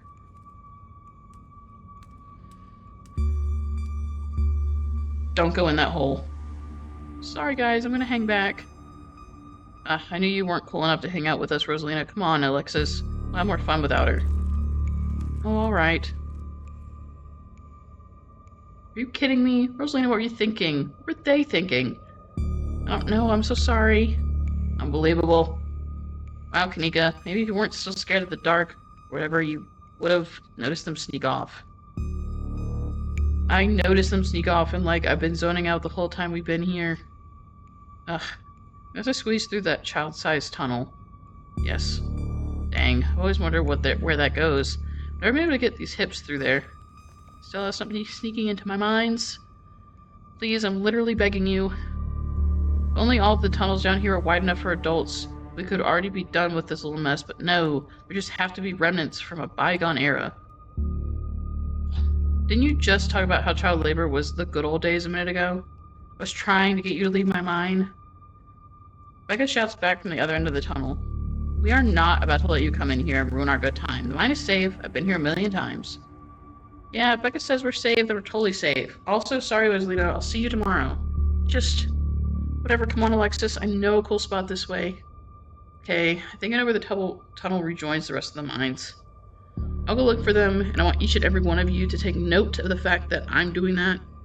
If these idiots get themselves lost and die, I'm not letting their families send me into the ground. Are those really your priorities right now? Yeah, do you have a problem with that? Are the rest of you out of my mind? Except for you, Paige, I'm not letting you out of my sight. Yeah, sure. I never fit in that tunnel anyway. They have crossed a barrier that I cannot. Our time here is up. But only because Stella promised me a ghost hunt tomorrow. Whatever. I still have to do my dailies anyway, and the service down here sucks. What, you girl? Are you sure you don't want me to tag along? Maybe I can come help you get Becca and Alexis to leave. Let me ask you twice.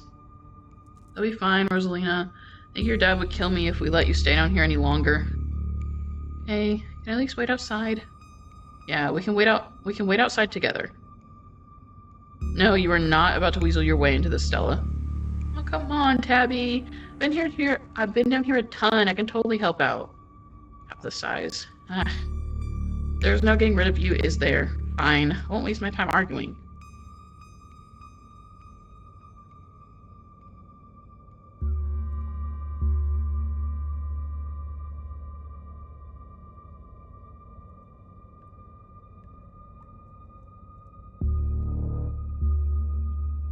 Alright, let's do this.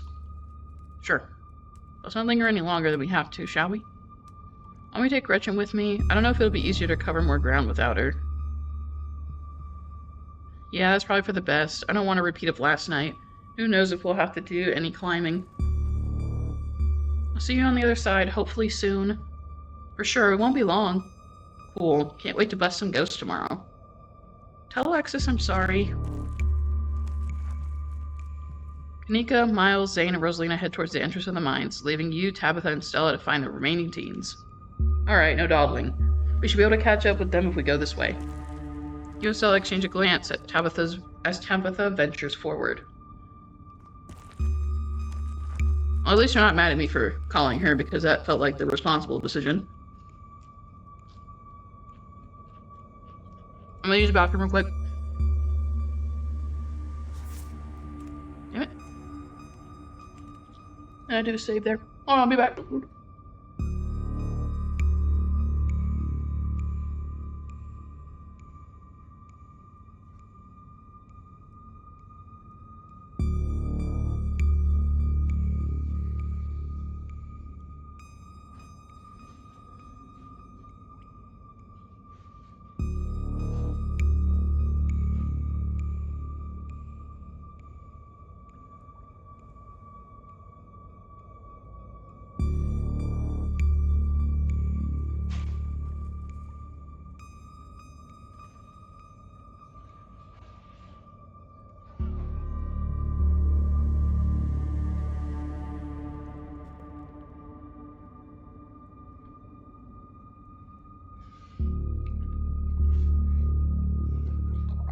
out.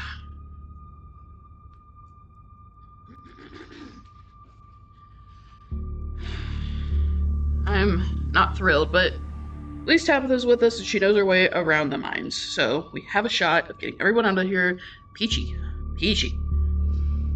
As the three of you move deeper into the mine, you hear echoes of conversation bounce across the walls. But Becca, why are we doing this again? I thought you thought Tabitha was, like, really cool. Why are you trying to get her all mad?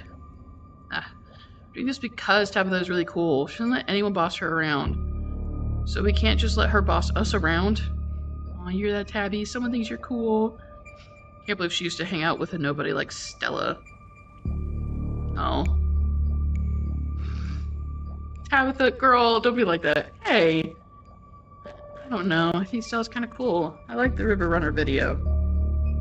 Oh, come on. She doesn't even have a sponsor. What kind of YouTuber doesn't have a sponsor? I mean, not yet. But I'm in talks with Meat Rice. And I make plenty of ads. Plenty from ads and donations. Girl, they don't even listen to them. Don't even listen to them.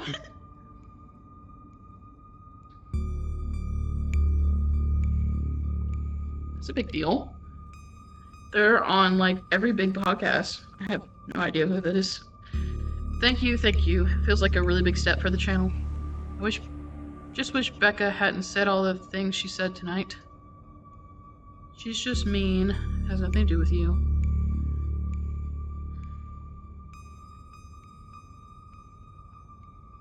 It has nothing to do with you. You've seen how she treats everyone tonight. Except Tabitha. Yeah, I guess you're right. I'm surprised you don't have thicker skin about this, Stella. You never struck me as someone who let other people's opinions bother you. If you did, I wouldn't have to try so hard to keep you off my property. Well, I know you don't mean it. I agree to disagree. How's it feel? I feel nothing about it. The opinions of children don't interest me. Fair. I don't know, you kind of hesitated there. Reading into things that aren't there, Stella. Just because your livelihood revolves around what people think of you doesn't mean that I care what people think of me. Congratulations on your sponsor, though. You do care.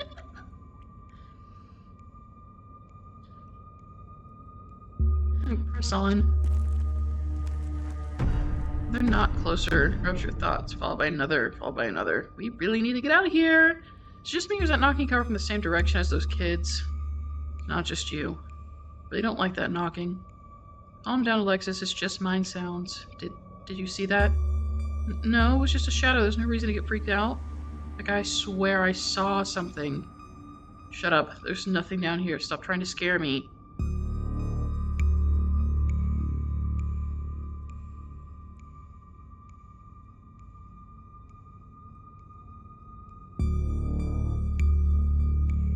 Tommy knockers.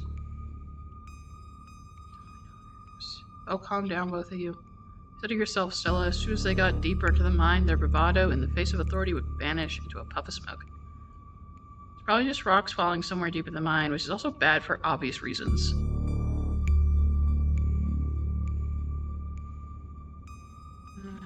Getting closer, let's keep moving.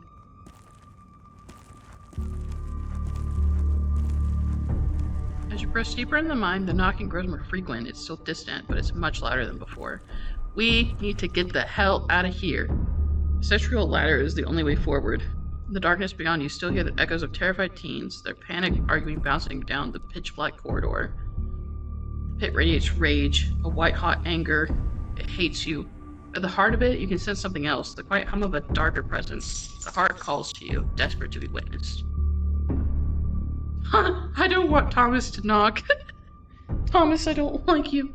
Becca, we need to leave. This isn't fun anymore. It's plenty fun. But you're only saying that because you want to hang out with the dorky crush of yours. She's just an 8th grader. Becca, this isn't about Rosalina. I know you can hear that knocking. And here we are. The tunnel they crawled through passes through the chamber below, and it sounds like they're still down there. Never been this far in. Congratulations, Stella. You got what you wanted. Guys. Alright, let's do this. Stella, hoist yourself over the edge. We're gonna climb down. Follow them into the pit. Not pleased. Hey, kids. Oh, great. The adults are here. Thanks, Alexis. Real nice. Becca is needing to feel like you're better than other people so important that you're worth being buried alive over.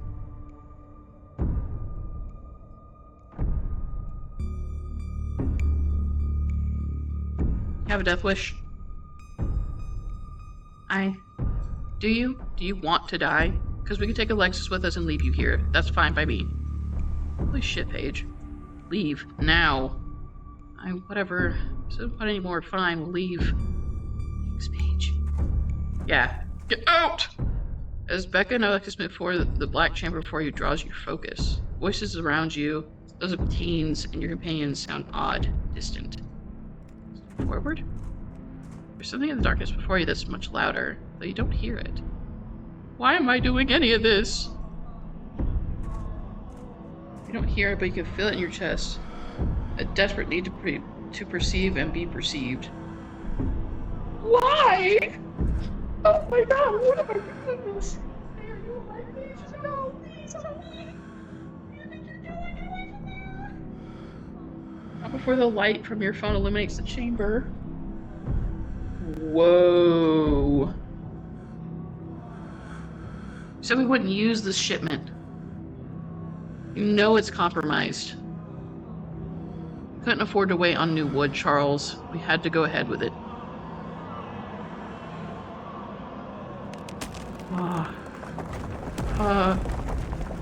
It's still sturdy enough. It'll get the job done. Paige, Tabby, are you alright? Thank God you're alive. It looks like you had a seizure or something, and then you and Tabby just conked out. Fine. You can barely open your eyes. You're not fine. Neither of you move a muscle. I don't want you to strain yourselves while you're still recovering from whatever that was. We need the kids out of here, and then I'm going to get you both some help. I'll be back soon, I promise. Don't die on me, alright? I don't make any promises, girl. You fade back out of consciousness as your companion clambers out of the pit, intent on your rescue. Oh my god. Oh my god. Gaze up on your elbows, head still swimming from the visions, your surroundings coming back into focus. Your head throbs as the knocking continues at magnitudes more intense than before. Can't help but notice the timber struts around you trembling as if they were being struck by invisible blows with each knock. For all that stand between you and the many tons of rock over your head, and they suddenly seem terribly fragile.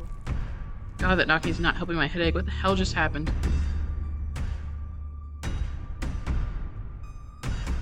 The sins that were committed, the deaths that followed. There's got to be fumes or something down here. It's an old mine. These places are death traps. Probably just hallucinated. Literally gaslighting me. Said I saw it too. Something weird. We're leaving. The entire cabin shakes with the sound of rockfall. I don't know what the hell is up with that knocking, but that is the sound of a mine collapse. Quick, up that ladder. Climb like hell, girl. We gotta get out of here. This way, come on. Ellen moves with the kind of swiftness you expect from someone who spent her entire working life in and around coal mines. Follow her. Push your body to move as quickly as it can, though you're slowed down by the cramped corridors and winding passages of the mine. Oh my god, I'm so glad I called her. Then comes the sound of splintering wood. You pick up the pace. That dress is so good. Go! Oh, it's freedom! I made the right decision. Everyone's alive. Everyone's alive. Yes. Queen bee. Queen bee. Queen bee. Girl, I did it. I'm celebrating. That was stressful. You and Tabitha managed to squeeze through the entrance just as the walls of the mine come crashing down. Oh. Hey, pro babysitter. Why are you upset? Hold on, guys. She was clawing at my legs this whole time. Goodness gracious. What is it? I'm so desperate. Ma. I knowed you for a little bit, baby. Holy shit, you're okay, thank God. And everyone's accounted for. That was a surprisingly close call. We could have all died in there. What did you weirdos do? Everything was fine until you adults showed up. Becca, shut up. What did you say to me? I said you should shut up. Sick of your two-faced bullshit. They didn't almost get us killed down there, you did. Now you're trying to pass it off on whoever else you can. Just the cherry on top of this whole shit show of a friendship. I'm really not in a good headspace for this conversation. I could have died in there. Why are you doing this to me? No, enough. No playing the victim this time. Being friends with Rosalina had made me realize how horrible you are to me. Friends are supposed to be mean to each other. Friends shouldn't be scared of each other. I never wanted to go into that stupid mine. It was your idea, and we could have died. If these grown-ups hadn't shown up, we could have been buried alive in that stupid little tunnel, drinking stupid strawberry margaritas in a camp. It's for all of you. Should we go after her? No. Let her have her little tantrum. Does that feel good, Alexis? Finally telling her off? Yeah, I guess. She's gonna be so mad at me. She probably won't talk to me for a week, maybe a month, maybe the rest of my life. It's okay, Alexis. We don't need her. What do we do now? I drive you two home. I already texted your parents and I'm sure they're worried sick about you. Rosalina and Alexis duck off to the side as an exhausted Tabitha approaches your group. I'm going to get my car and then we're going home. Tabby. Tabitha leaves towards the active mine without another word, and you're afforded a quiet moment to catch up with Stella and Kanika. I mean, I'm telling you. There was a strong carving on the wall of that pit that showed me what happened to this place. Charles Shaw was set up. No way, dude. No way. Dude was a monster. I mean, the Scarlets were monsters too. They still are. What am I saying? Visions aren't real. Visions can't be real. That would be magic. No, Neeks. You weren't down there. Paige and Tabby had, like, simultaneous seizures. I saw a creepy stone carving. It was like something out of a movie. The entities in the mine.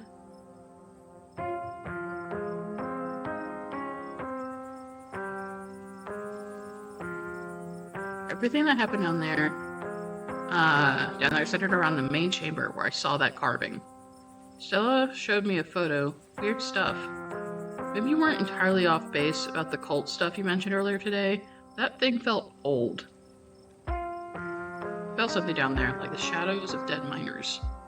They were right behind Stella just before you all left. Did you not see them?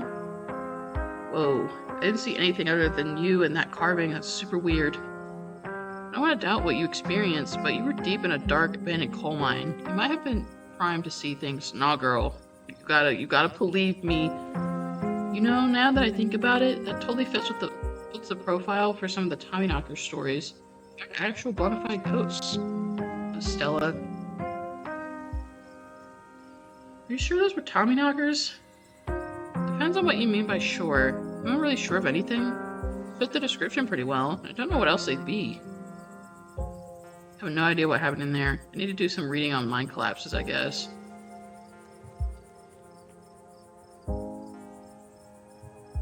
Ditchlings.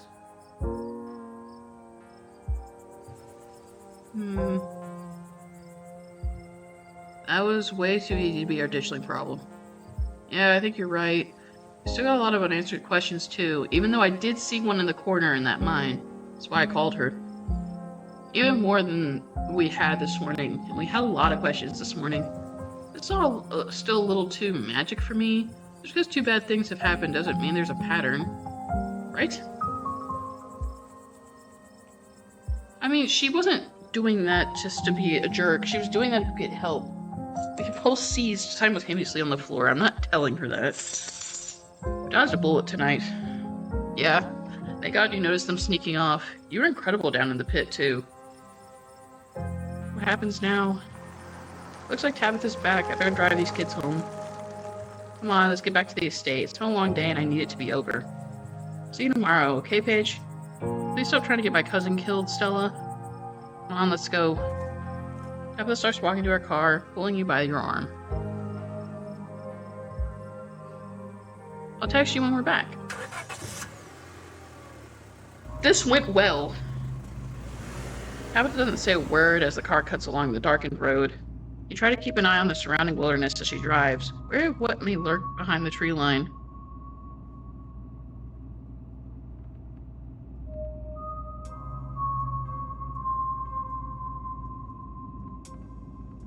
At least everyone's okay. There are a lot of parents who should have kept tighter reins on their kids. I've never gotten into any trouble like this when I was a teen, and I have Perlane to thank for that. I hated it at times, but that strictness paid off. Ugh, what am I telling you this for?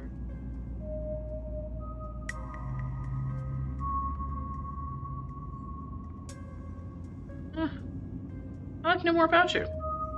Maybe later this week. I don't have the energy to get into it right now, but I think I'd like that. Yay! I'm winning! I don't really think the parents are to blame here. You're right. There are a lot of adults who should have done a better job tonight. I mean, I agree. Exactly. People who aren't ready to be parents shouldn't be parents. Clearly, there are some parents who aren't ready. Take the librarian. There are tons of people more qualified to be parents who can't even conceive. Here he is having a kid at 19. What? The librarian had a kid at 19 and clearly let her do whatever the hell she wants. It's not fair. Do you want kids? Lots of people want kids.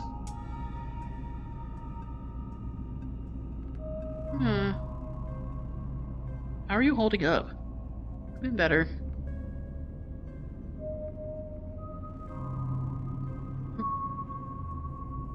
I don't really feel the need to apologize. They would have died if we weren't there, so everything worked out in the end. No. I'm good. Your eyes wander back to the tree line as you and Tabitha sink back into silence.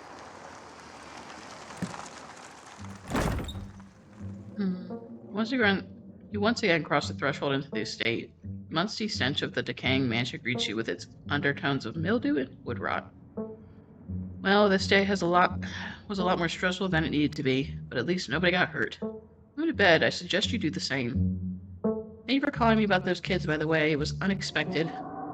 And for waiting for me. I appreciate it. See you in the morning. See, what's up? Tabitha turns and makes her way to the stairs. Turning in. Head up to your room to turn in. Honestly, this room would be incredibly comforting. You collapse in Tabitha's dusty guest bed. Your head empty of thoughts. After your time in the Shaw mine, you barely even notice the dust. Your phone buzzes on the table. Y'all, these are those things, right? Kanika sent a message to Stella. Kanika sends a picture of a pair of ditchlings by the side of the road. I saw them again too. Oh my god. Staring from a tree. What the fuck? These things are definitely not hairless monkeys or raccoons or whatever. I don't know what the hell they are. I guess there's more to them being here than the mine collapse. No way I'm sleeping tonight. No. You think about looking out the guest room window, but at this point you're too exhausted to leave your bed. The adrenaline from the evening is finally wearing off, replaced by a creeping exhaustion that threatens to overwhelm you. Your limbs feel heavy, your eyelids slipping down over your eyes even as you stare down at the ominous picture on your phone. If it weren't for the pit of dread balling in your stomach, you would almost feel comfortable as you settle in between the covers, your tired bones sinking into the decrepit mattress. When you close your eyes, you see the shadowy figures that gathered behind Stella in the mines. Your thoughts are drawn to the carving on the wall and to the visions it imparted upon you. Hey now. Your eyes shoot back open, your heart pounding as the door to your room swings open. Yo. It's just the cat. It's always just the cat. It's nice to see another living being, even one as unfriendly as Tabitha's cat. The comfort of her presence sets your mind at ease, and you finally slip into a deep sleep.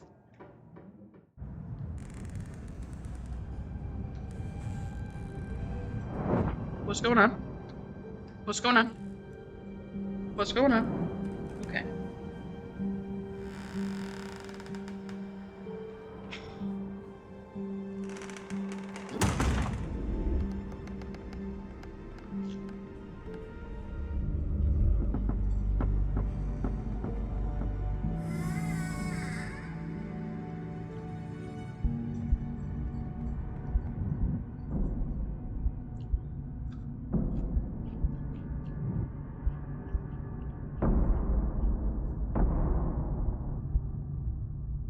Oh, what?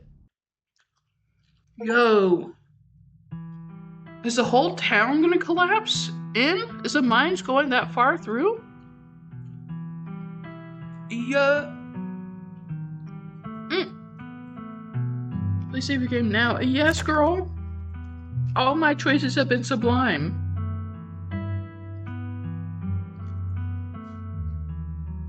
you like to see it? No. All right, let's see. All right, guys. That was so good. Okay, hold on. Making a save here. I'm returning to. Oh, yeah. Yes, I want to quit. That was excellent. That was amazing. I cannot wait for the next chapter. I will see you guys in the next one. That was insane. Awesome. I'm the queen. I make the best choices. Look at me. Look at me, girl. Anyway, bye.